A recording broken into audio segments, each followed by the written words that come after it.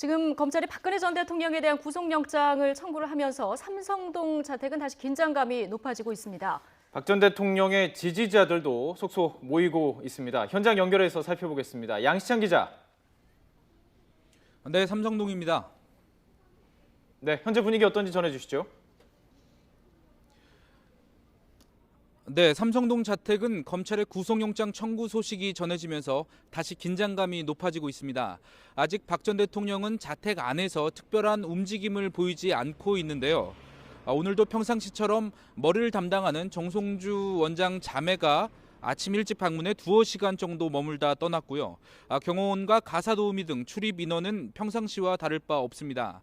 아직 박 전 대통령의 변호인도 모습을 드러내지 않고 있습니다. 하지만 변호인들이 곧 자택을 방문해 법원의 영장실질심사에 대비할 전망입니다.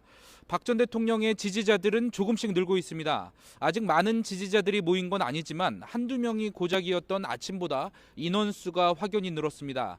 카카오톡 등 SNS 메시지로 빠르게 지지자들을 모으는 모습을 관찰할 수 있었습니다. 이들은 박 전 대통령의 구속영장 청구에 강하게 반대하고 있습니다.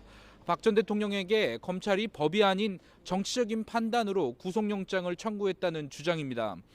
앞서 지난 21일 지지자들은 박 전 대통령이 검찰 조사를 받으러 가는 차량 앞에 들어눕는 등 일부 과격한 행동을 보이기도 했습니다.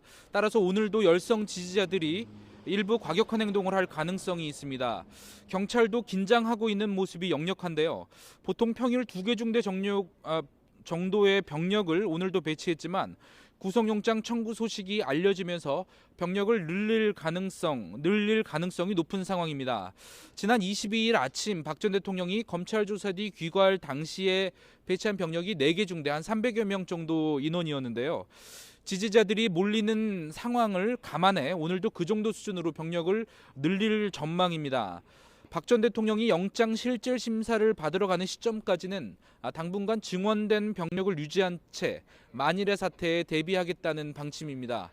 지금까지 삼성동 박 전 대통령 자택에서 YTN 양시창입니다.